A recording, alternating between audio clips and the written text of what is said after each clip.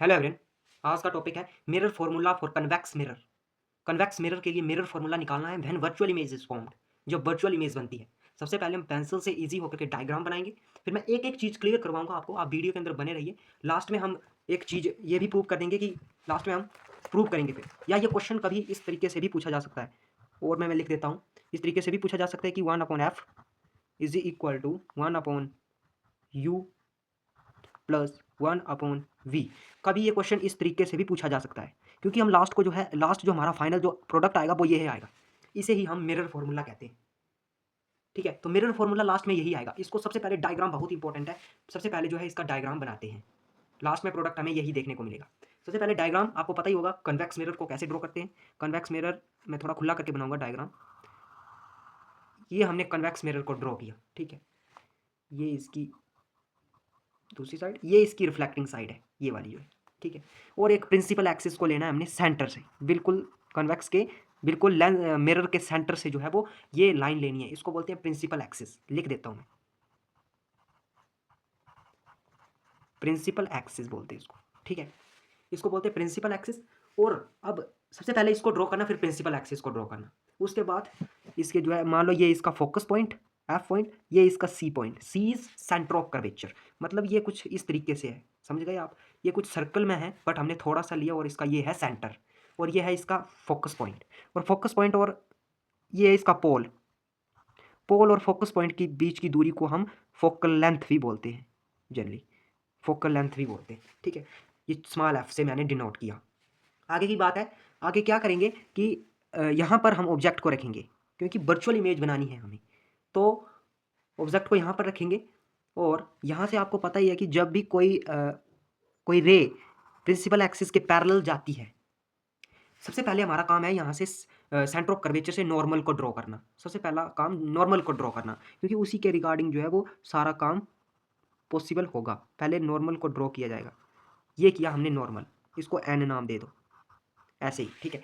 तो अब आपको पता ही होगा कि क्या होता है जब भी कोई रे, ये ऑब्जेक्ट रखा हमने, इसको ऐसे मान के चलो कि ये बी, ये ए, इसके सिरे हैं, ठीक है। ये ऑब्जेक्ट रखा, जब भी ये प्रिंसिपल एक्सिस के पैरेलल जाता है, तो नॉर्मल से जब भी टकराता है तो कुछ इस प्रकार से ये जो है रिफ्लेक्ट होगा, ठीक है। ये इस प्रकार से रिफ्लेक्ट होगा, और इसकी जो है नीचे जो है थोड़ा रिप्रोड्यूस करेंगे हम, तो ये नीचे आएगा यहाँ। बोलो यहाँ तक समझ आ रही है? चलो आगे। आगे क्या है, दूसरा पॉइंट है इसका कि जब भी ये पोल के साथ टकराता है, देखो तीन केस हो गए। एक बार ये बिल्कुल पैरेलल जाएगा, दूसरी बार पोल पे जाएगा, और तीसरी बार सीधे सेंटर ऑफ कर्वेचर से जाएगा। दूसरी बार पोल पे जाएगा, ये पोल पर गया, यहाँ से फिर रिफ्लेक्ट यहाँ हुआ। रिफ्लेक्ट तो वहाँ यहाँ हुआ, पर फिर रिप्रोड्यूस करना पड़ेगा हमें। हमने रिप्रोड्यूस किया, यहाँ पर ये मीट कर रही है, ठीक है। अब देखो तीसरा केस क्या होगा। तीसरी रे यहाँ से जाएगी और सेंटर से मिलेगी। ये तीन रे, बस इन तीन रे का ध्यान रखना, बाकी डायग्राम आपका बन ही जाता है अप्रोक्स, ये कुछ इस प्रकार से। और ये यहाँ पर बनी है क्या, इमेज यहाँ पर बनी है आपकी, यहाँ पर बनी है इमेज। इमेज को नाम दे देना है आपने बी डैश ए डैश। जैसे हमने ऑब्जेक्ट को ए बी दिया था, इमेज को बी डैश और ए डैश आपने नाम देना है। बोलो यहाँ तक समझाई? ठीक है, हमारा डायग्राम बन चुका है।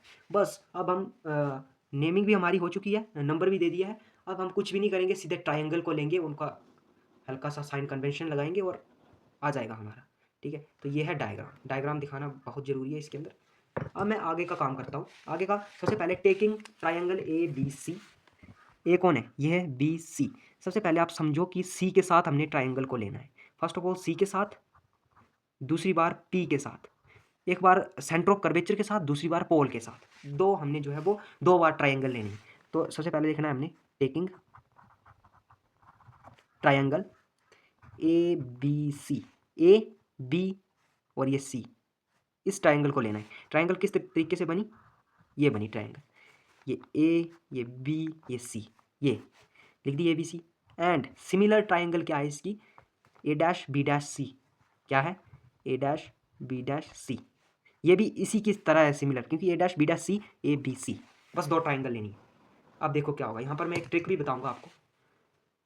अब क्या होगा कि ये जो आपका ए बी है, A B upon B C, यहाँ हो जाएगा ए बी अपॉन, ये फर्स्ट वाले यहाँ आएगी, और सेकंड और जो थर्ड है वो नीचे आएगा, V C. Which is equal to क्या हो जाएगा, B C upon B dash C. हाँ, या उसको अलग तरीके से भी आप कर सकते हो। एक और मेथड है। मेथड क्या है कि यहाँ तक तो आपने ठीक किया, आगे फिर इसको ऐसे ही करेंगे। यहाँ पर ए बी लिखा था, यहाँ पर लिखेंगे A dash B dash, A dash B dash upon second और थर्ड बी डैश सी। ये एक ट्रिक है इसको करने की, कि पहले ऊपर आएंगे फर्स्ट और सेकंड, नीचे आएंगे सेकंड और थर्ड, ऊपर आएंगे फर्स्ट और सेकंड, नीचे आएंगे सेकंड और थर्ड। तो इसको मान के चलो आप, यहाँ पर इसको इक्वेशन 1 नाम दे दो, equation 1।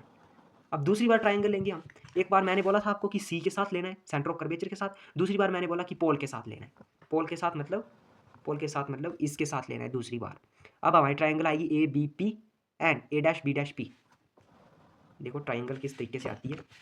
Taking triangle A B P and similar triangle A dash B dash P.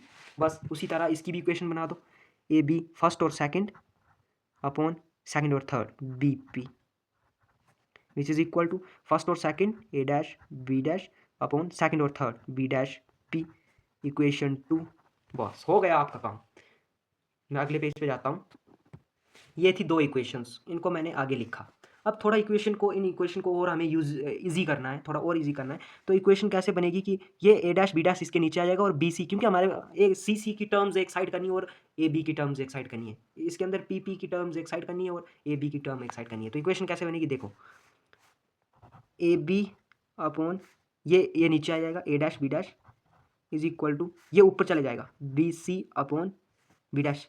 अब बनिए इक्वेशन, अब बनिए प्रॉपरली इक्वेशन।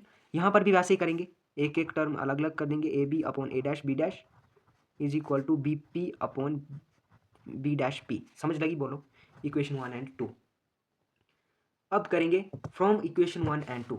लिखो from equation 1 and 2 we get, हम पाते हैं कि ये और ये अब सिमिलर है। देख सकते हो आप, ये भी सिमिलर है, ये भी सिमिलर है। तो इसको लिखना तो जरूरी नहीं है। मतलब क्या होगा, B C upon B dash, B C upon B dash C equal to B P upon B dash P. Equation ये बन जाएगी अब मेन इक्वेशन।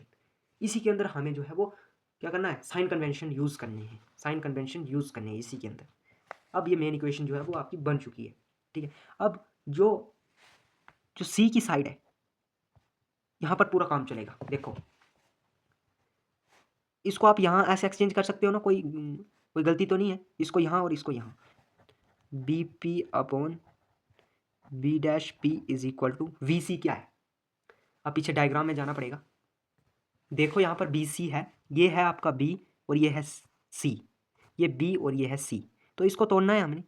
वी सी को हम क्या लिख सकते हैं, ये पी है, P C plus P B लिख सकते हैं क्या, बोलो हाँ कि ना। लिख सकते हैं, हाँ लिख सकते हैं। तो लिखते हैं आगे, बी सी को क्या लिख रहा हूँ मैं, क्या लिख रहा हूँ, P C plus C B upon B dash C को क्या लिखूंगा मैं, फिर पीछे जाना पड़ेगा। वी डैश सी कहाँ है, वी डैश और ये है सी। इसको मैं लिख सकता हूँ P C minus P B. अगर पी सी से पी बी घटाएंगे तो बी सी आ जाएगा, P C minus P B. Okay, तो लिखेंगे P C minus P B, P C minus P B dash. ठीक है, अब कुछ भी नहीं है, अब काम अप्रोक्स हो चुका है। अब यहाँ पर साइन कन्वेंशन यूज़ करेंगे हम, फिर डायग्राम में जाना पड़ेगा। यहाँ पर देखो V और P, V और P पोल से लेते हैं हमेशा, डिस्टेंस पोल से लेते हैं। अगर पोल से इसका डिस्टेंस ले रहे हो तो रे तो इधर आ रही है, तो ये नेगेटिव में आएगा। तो आपको पता ही ऑब्जेक्ट का डिस्टेंस हम U लेते हैं, तो ये माइनस का U हो जाएगा। यहाँ से यहाँ तक का डिस्टेंस माइनस U हो जाएगा। ठीक है, तो यहाँ पर लिखेंगे हम माइनस यू अपॉन आगे है V डैश P, तो V डैश P ये है प्लस का V, क्योंकि इमेज का डिस्टेंस है। V is equal to P C, कहाँ है पी सी, ये है आपका P और ये है आपका C। ठीक है, तो C मतलब C को हम क्या लिख सकते हैं, 2F लिख सकते हैं, क्योंकि ये जो है ये F था और फोकस तक का जो डिस्टेंस था वो F था, और फोकस से इसका डिस्टेंस 2F हो गया। तो ठीक है, तो इसको हम 2F लिख सकते हैं। P और C के डिस्टेंस को 2F लिखेंगे हम। क्या लिखेंगे हम, 2F upon B is equal to 2F plus C B क्या है, ये C और ये B, C और B। ठीक है, पी और सी जो था आपका, ये पी था और ये सी था, ये आ गया 2f। यहाँ तक समझ लगी। आगे है हमारा पी और बी। नेक्स्ट पेज में मैं दिखाने की कोशिश आगे करूँगा आपको जब मैं समझ आ जाए आपको पी और बी। तो ये है पी, ठीक है, और ये है बी। तो ये डिस्टेंस क्या हो जाएगा, माइनस का यू हो जाएगा। तो लिख देंगे हम माइनस का यू अपॉन नीचे फिर पी सी है, तो पी से सी का डिस्टेंस क्या है 2f, ठीक है, माइनस पी बी डैश क्या है, पी बी डैश इमेज का डिस्टेंस है, तो क्या हो जाएगा v हो जाएगा v। अब आगे ले चलूँगा मैं आपको। देखो साइन कन्वेंशन का ध्यान रखना बहुत ही जरूरी है क्योंकि हमारे पास ये आ चुका है।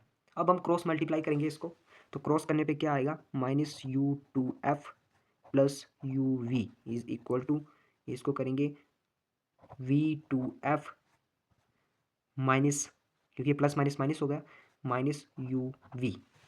अब इस इक्वेशन को नाम दे दो आप इक्वेशन 3।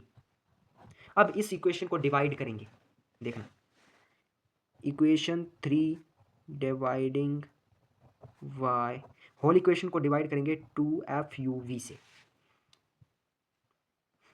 ये सबसे पहले इसको एक साइड कर लो, यू बी की टर्म्स एक साइड कर लो, f की टर्म्स एक साइड कर लो, वैसे भी हो सकता है। देखो अभी डिवाइड मत करना, अभी टर्म्स को एक साइड कर लेते हैं। ये था और ये माइनस का इस साइड आएगा तो प्लस को हो जाएगा 2u v is equal to, ये माइनस का था उस साइड जाएगा प्लस को हो जाएगा u2f प्लस b2f। बताओ समझ लगी यहाँ तक।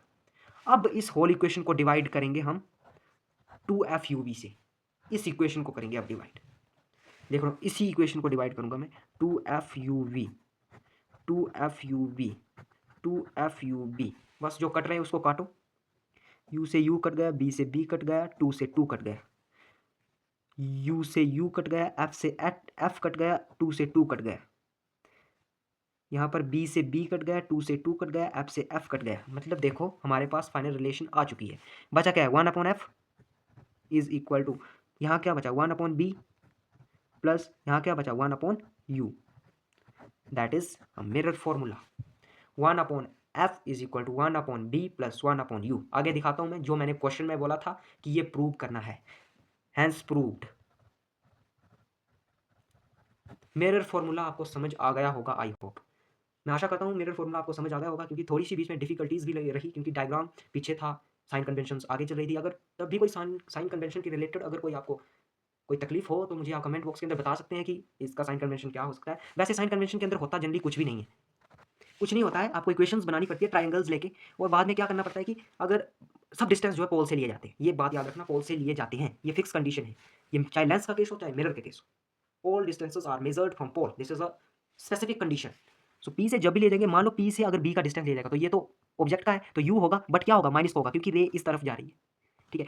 पी से बी डैश का डिस्टेंस होगा, इमेज का डिस्टेंस होगा, इमेज का डिस्टेंस को बी लेते हैं बट होगा प्लस का क्योंकि रे भी इसी साइड है, मतलब रे भी इसी साइड है, डिस्टेंस भी इसी साइड है तो प्लस, रे अगर इस साइड है, डिस्टेंस ऑपोजिट साइड है तो फिर माइनस आएगा। और पी और सी आपको पता ही होगा क्योंकि एफ और पी के बीच के डिस्टेंस जो है फोकल लेंथ होती है, और पी और सी के बीच का डिस्टेंस 2 इंटू फोकल लेंथ, और इसकी बीच की एक रिलेशन भी है कि R is equal to 2 into F, focal length is equal to r/2।